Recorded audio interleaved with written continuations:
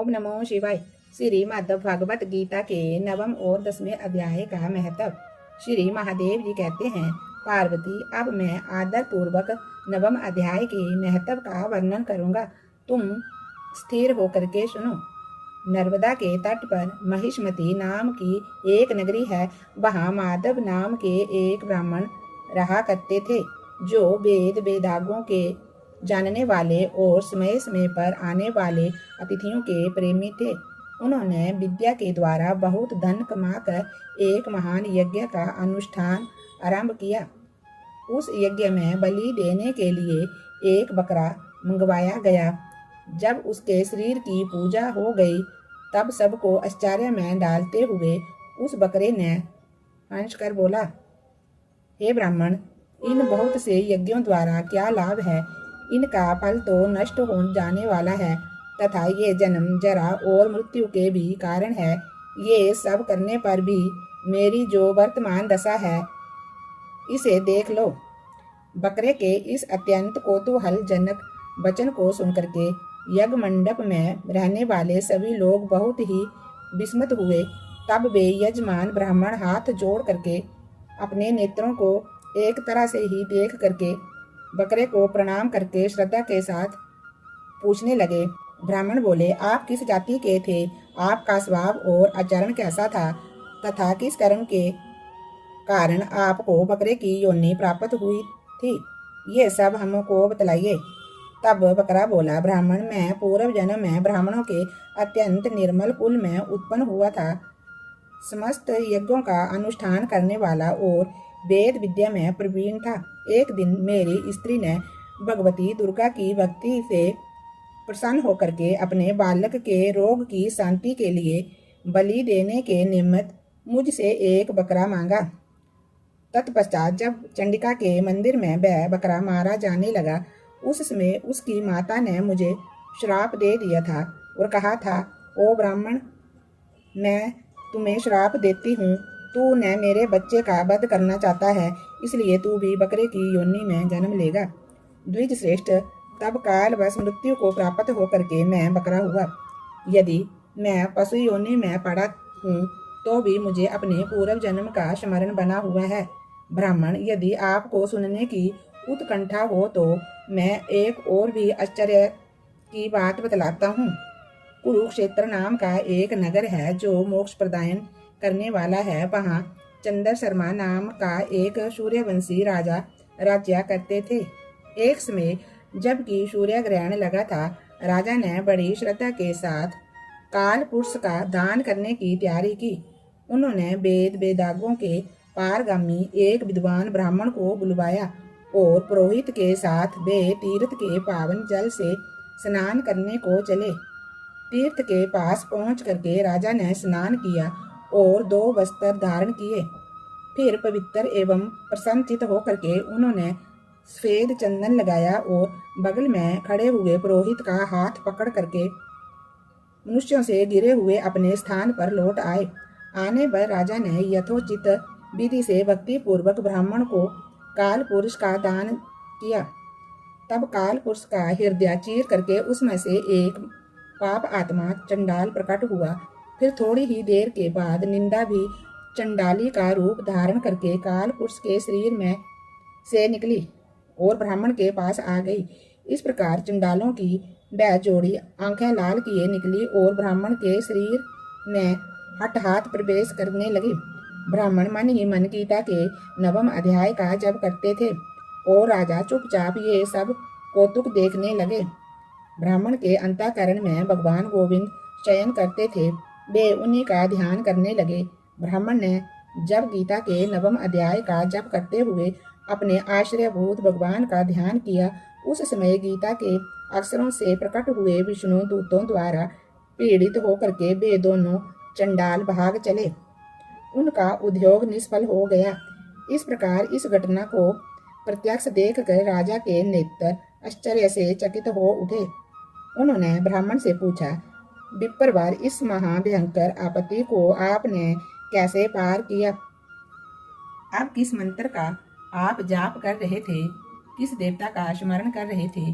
वह पुरुष तथा वह स्त्री कौन थी? वे दोनों कैसे उपस्थित हुए, फिर वे शांत कैसे हो गए, ये सब मुझे बतलाइए।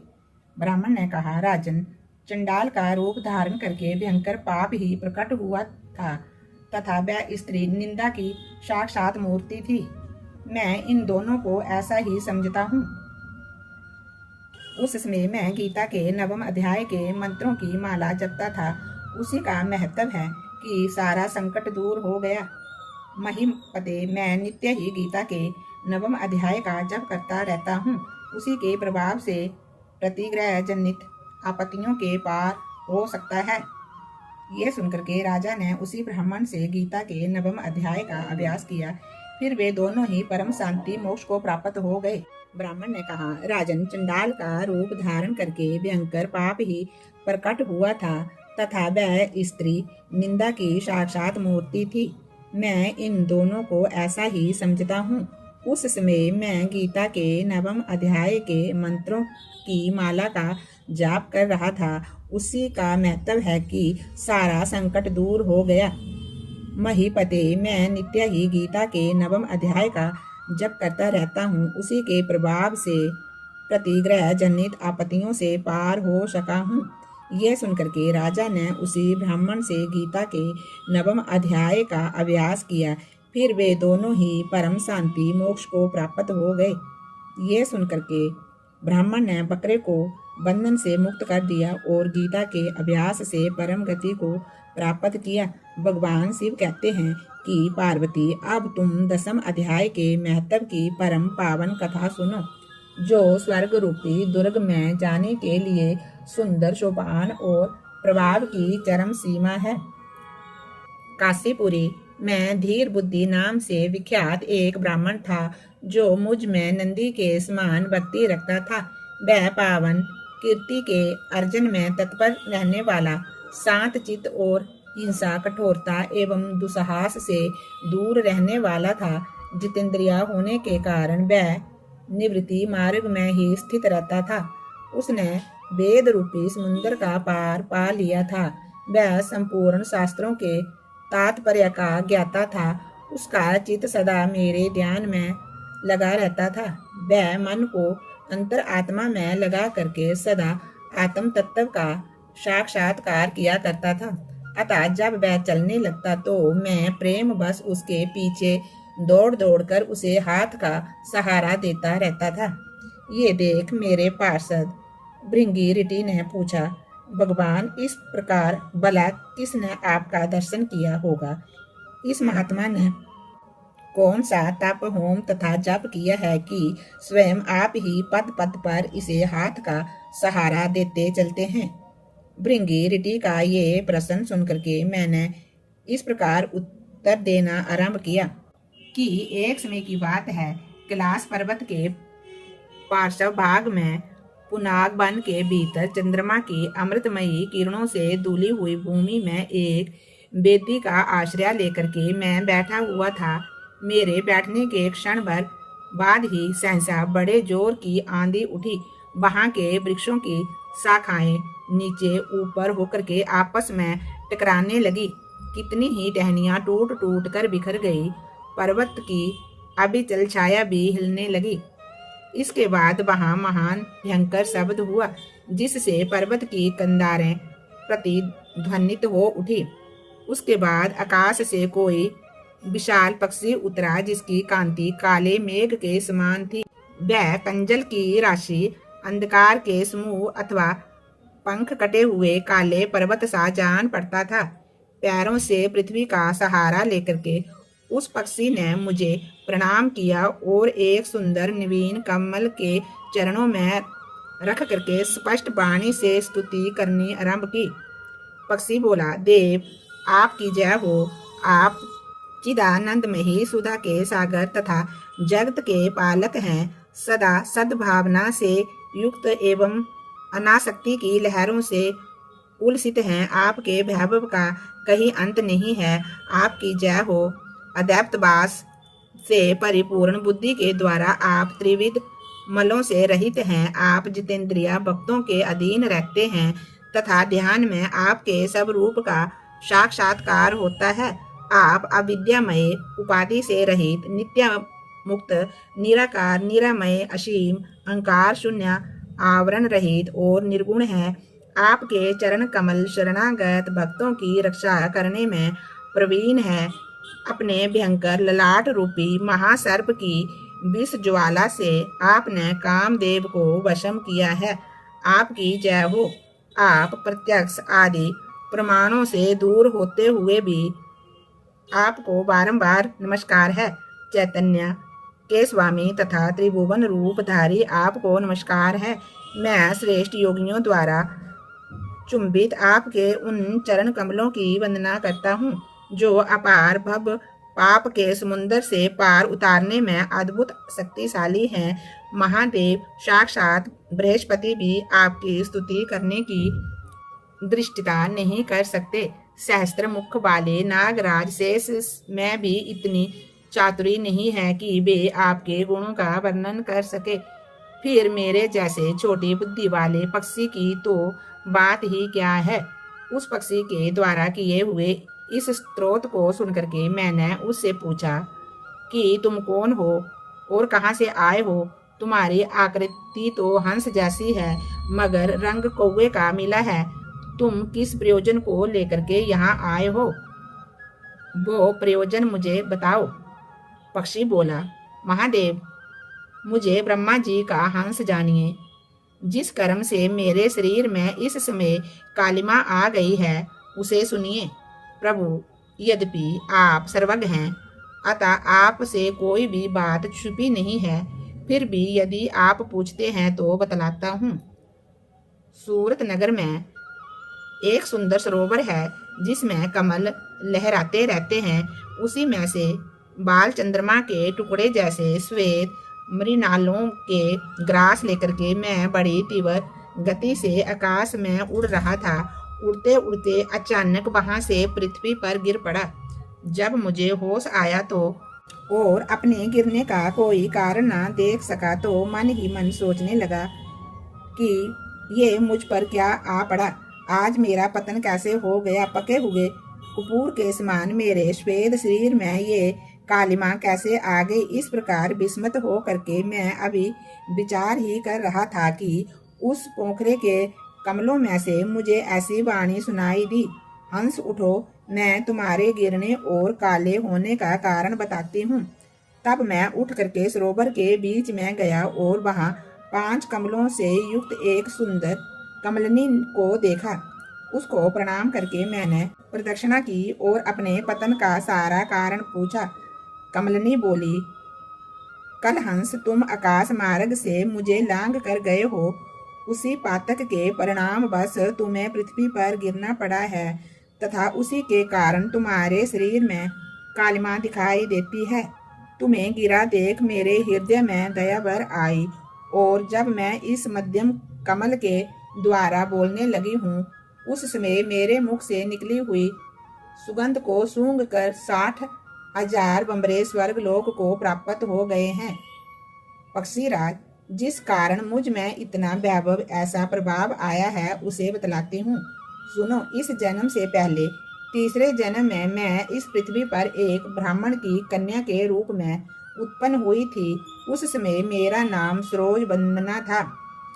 मैं गुरुजनों की सेवा करती हुई सदा एकमात्र पति व्रत के पालन में तत्पर रहती थी।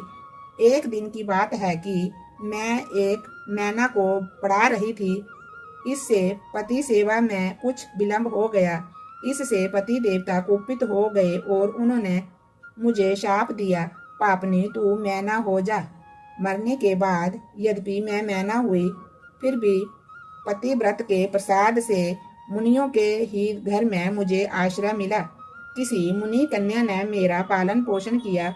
मैं जिनके घर में थी वह ब्राह्मण प्रतिदिन प्रातः काल विभूति योग नाम से प्रसिद्ध गीता के 10वें अध्याय का पाठ किया करते और मैं उस पापहारी अध्याय को सुना करती थी। काल के आने पर मैं मैना का शरीर छोड़ करके 10वें अध्याय के महत्व से स्वर्ग लोक में अप्सरा हुई। मेरा नाम पद्मावती हुआ और मैं पद्मा की प्यारी सखी हो गई। एक दिन मैं विमान से आकाश में विचर रही थी, उस समय एक सुंदर कमलों से सुशोभित इस रमणीय सरोवर पर मेरी दृष्टि पड़ी और इससे उतर करके ज्यों ही मैंने जल क्रीड़ा आरंभ की, त्यों ही दुर्वासा मुनि आ धमके। उन्होंने वस्त्रहीन अवस्था में मुझे देख लिया।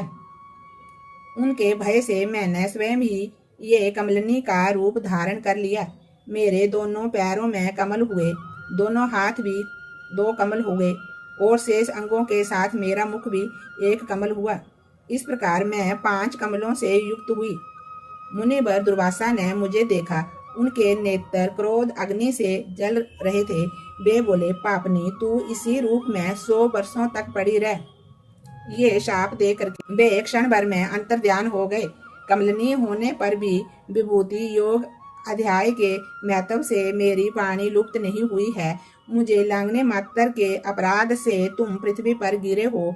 पक्षीराज यहाँ खड़े हुए तुम्हारे सामने ही आज मेरे शाप की निवृत्ति हो रही है, क्योंकि आज 100 वर्ष पूरे हो गए।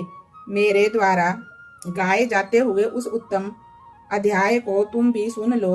उसके श्रवण मात्र से तुम भी आज ही मुक्त हो जाओगे। यूं कहकर के पद्मिनी ने स्पष्ट एवं सुंदर वाणी में 10वें अध्याय का पाठ किया और वह मुक्त हो गई। उसे सुनने के बाद उसी के दिए हुए इस उत्तम कमल को ला करके मैंने आपको अर्पण किया है। इतनी कथा सुना करके उस पक्षी ने अपना शरीर त्याग दिया। ये एक अद्भुत सी घटना हुई। वही पक्षी अब 10वें अध्याय के प्रभाव से ब्राह्मण कुल में उत्पन्न हुआ है। जन्म से ही अभ्यास होने के कारण इसके मुख से सदा गीता के 10वें अध्याय का उच्चारण हुआ करता है। 10वें अध्याय के अर्थ चिंतन का ये परिणाम हुआ है कि ये सब भूतों में स्थित शंख चक्रधारी भगवान विष्णु का सदा ही दर्शन करता रहता है।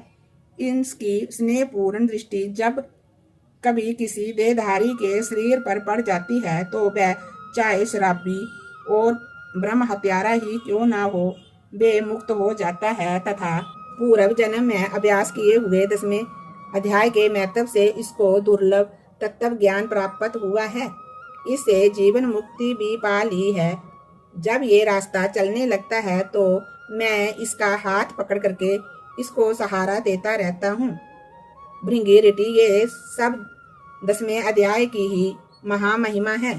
पार्वती, इस प्रकार मैंने भृंगी ऋटि के सामने जो पाप नाशक कथा कही थी वही यहाँ तुमसे भी कह दी है।